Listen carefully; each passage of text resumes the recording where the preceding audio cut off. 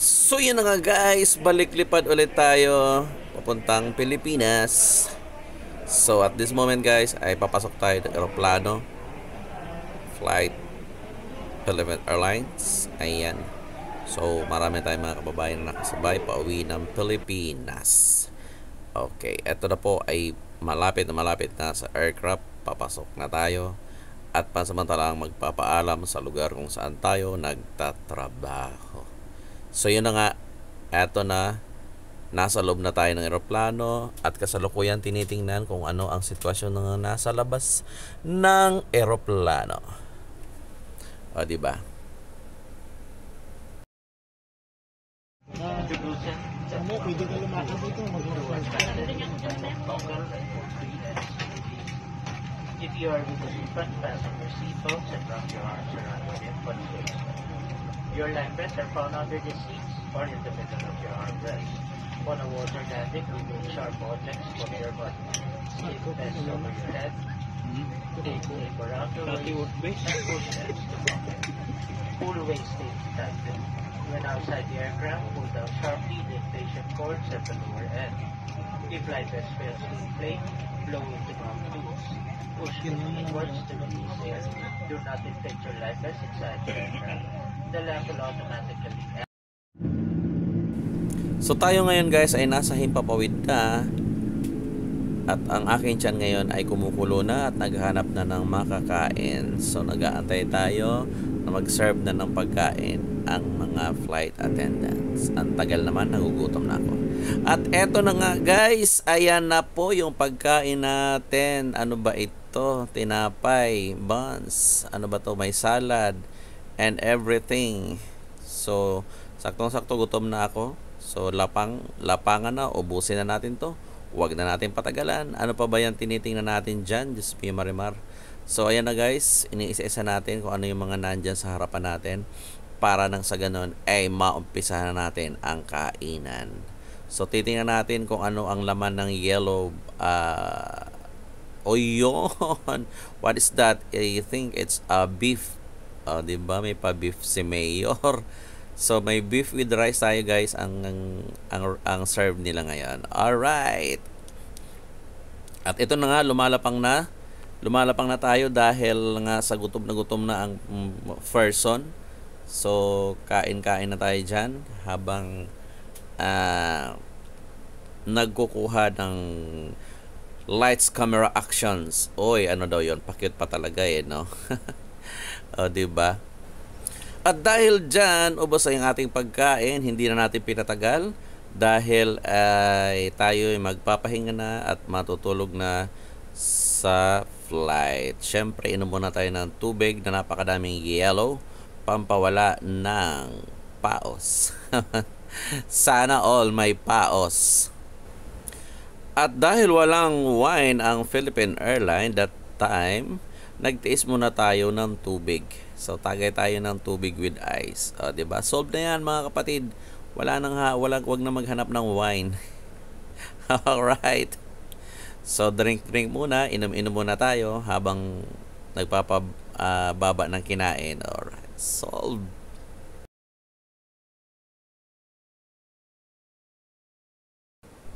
At pakalipas nga guys ng ilang oras, ayan, nag-serve na naman po ulit yung ating mga flight attendant ng panibagong pagkain ulit. So this time ay naka-box na siya. It's an beef tapa and fried rice, I think. Yes. So kain ulit tayo guys with a dried mango. So, pangalawang serve ito ng pagkain dito sa loob ng eroplano. At syempre, ayan, lumalapang na tayo at may magandang dilag doon sa likod. Ayan, sumilip pa talaga. At tuloy-tuloy ang pagkain natin guys. No? At syempre, samahan natin ng apple juice. Kasi every time nalilipad tayo, lagi tayong naka-apple juice. Alright, so, yun na nga, tuloy-tuloy tayo ng pag-iinom ng apple juice kasi wala talagang alak sa loob ng eroplano during that flight. Okay? Have you ever been the face, been the object of someone's hate?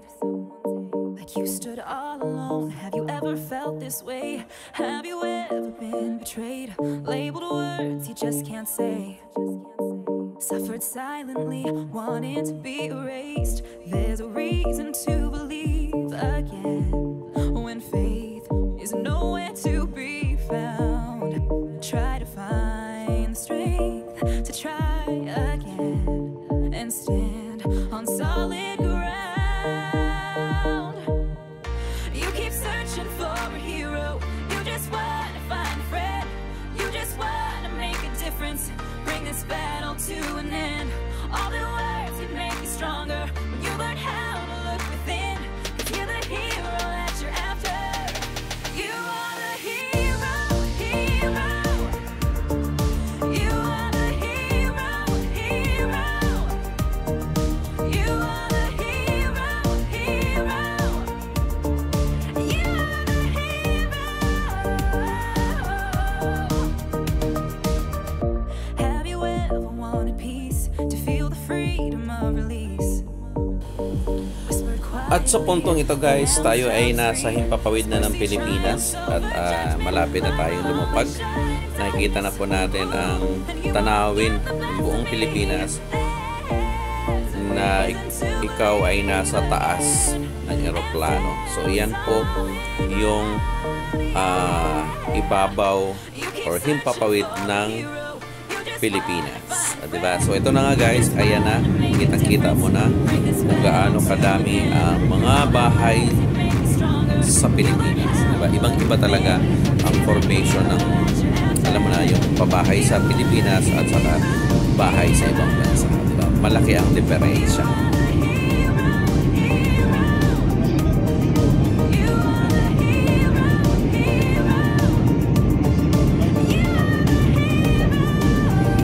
So yun na guys, ayan, kitang-kita na po yung Oyster Hotel ngayon. So malapit na tayo guys, at ito na nga, lalapag na, kitang-kita na ang mga bubong, malapit na.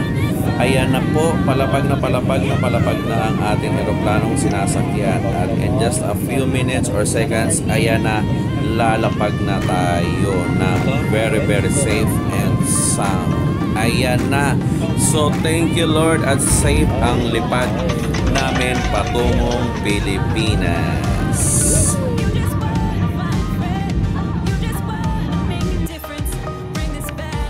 At sa ilang sandali na lamang po ay ayan na, malapit na tayong mag stop talaga at ihahanda na yung mga sarili natin para tayo ay lumabas ng eroplano. At iyan po yung ating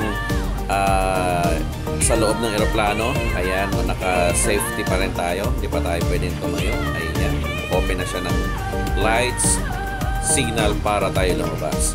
At yun na nga guys, andito na tayo sa pagkuha ng bagahe. Napakabilis ng paglabas natin sa eroplano.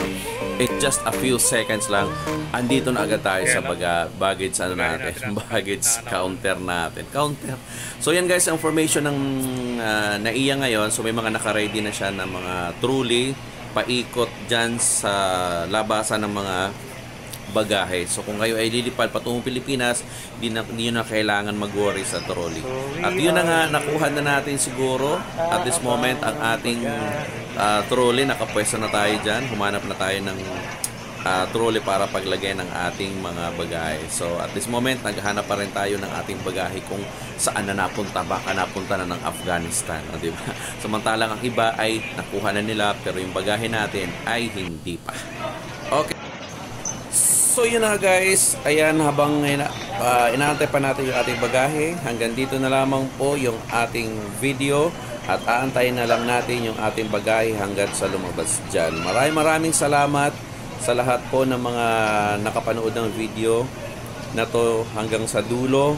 Thank you very much. So malapit na dyan lumabas yung ating bagahe at palabas na rin tayo dyan ng airport. Maraming salamat guys!